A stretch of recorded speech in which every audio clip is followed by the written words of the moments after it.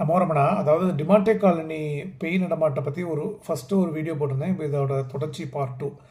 சிம்பிளாக சொல்கிறேன் பாருங்களேன். இப்போ வந்து கனவு இருக்குது. நம்ம கனவு காணும்போது நைட் மேர் வருது, ரொம்ப கெட்ட கனவாக வருதுன்னா சில டைம் பார்த்தீங்கன்னா அப்படியே எங்கெங்கேயோ போய் ஒரு ரைடு மாதிரி போய் மைண்ட் அப்படியே குழப்பமாக இருக்கும்.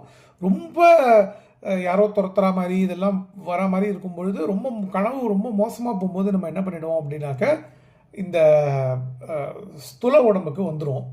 இதில் முக்கியமாக நீங்கள் பார்த்தீங்கன்னா திருடன் வர மாதிரி கனவு வந்து நிறையா வரும். திருடன் நம்மளை பார்த்துட்டான், இல்லை நம்ம வந்து திருடனை வீட்டுக்குள்ளேருந்து பார்க்குறோம், அந்த மாதிரிலாம் நிறையா வரும். இது வந்து இப்போ இந்த உடம்பு ஸ்துலமாக இருக்கிற வரையும் நமக்கு கெட்டித்தன்மையோட அன்னமய கோச்சத்தில் இருக்கும். இதில் வந்து எல்லாத்துக்குமே ஒரு லிமிட் உண்டு, கற்பனைக்கும் சரி. ஆனால் சூக்ஷ்ம சரீரத்துக்கு வந்து அந்த எலாஸ்டிசிட்டி இருக்குது. இந்த உடம்பு மாதிரி அது வந்து ஸ்டெடி இல்லை. அப்போ ஒரு கனவுலையுமே நம்ம சூக்ஷ்ம லோகத்தில் தான் சஞ்சாரம் பண்ணுறோம். ஆனால் என்ன டிஃப்ரென்ஸ்னாக்க, ரொம்ப கெட்ட கனவாக வரும்பொழுது இந்த உடம்புக்குள்ளே வரத்துக்கு நமக்கு ஒரு வாய்ப்பு இருக்குது. ஆனால் மரணத்துக்கு பின்னாடி இந்த ஸ்துல சரீரம் போய் பஞ்சபூதத்தோட கலந்துடுறது பிராணன்லாம்.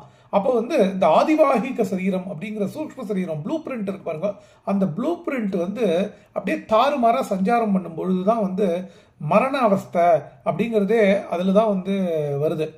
அப்போ வந்து இது உட்காந்தி அவஸ்தைன்னு சொல்லுவா உபனிஷத்தில். இது வந்து ரொம்ப ஒரு மோசமான சுச்சுவேஷன்ஸில் செத்துப்போன ஆத்மாக்களுக்கு ரொம்ப அந்த அவஸ்தைகள் இருக்கும்.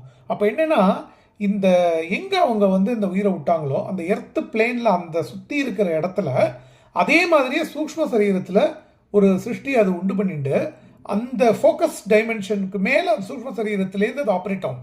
அதால் ஸ்துலமாக போய் இப்படிலாம் அடிக்கலாம் முடியாது. சில பேர் என்ன சொல்கிறா, அப்படியே வலிக்கிறது அடித்தா மாதிரி இருக்குது, அப்படி பண்ண முடியாது. வலிக்கலாம் வலிக்காது. என்ன பண்ணோம்னா, ஒரு குழப்பமான ஒரு கான்சன்ட்ரேஷன் ஃபோர்ஸ் அங்கே இருக்கும் பொழுது நம்மளே தடுக்கி விழுவோம், இல்லை அந்த மாதிரியான ஒரு இதை வந்து அங்கே உண்டு பண்ண முடியும். அப்போ என்னென்னா, ஃபஸ்ட்டு அங்கே இருக்கிற அந்த ஜீவன் சுற்றி இருக்கே, அதுவே ஃபஸ்ட்டு அமைதி இல்லாமல் தான் இருக்குது ஆக்சுவலி.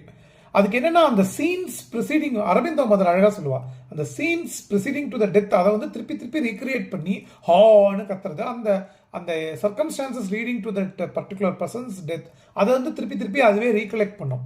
அப்போ என்ன, வாட் இஸ் எக்ஸ்பெக்டட், நம்ம என்ன பண்ணணும் அப்படின்னா, ஸ்திரமான புத்தியோட அசத்தோமா சத்கமயா, தமசோமா ஜோதிர்கமயா, மிருத்யோர்மா அமிர்தம் கமயா, ஓம் சாந்தி சாந்தி சாந்தின்னு உபனிஷத்தில் சொன்ன மாதிரி நம்ம வந்து நமக்கு உள்ளுக்குள்ள ஒரு தெளிவு, ஓரளவுக்கு புலன் அடக்கம் இருந்தாக்க இந்த மாதிரி இடத்துலலாம் நம்ம போனாக்க நமக்கு எந்த பாதிப்பும் இருக்காது. நம்ம ரமணா.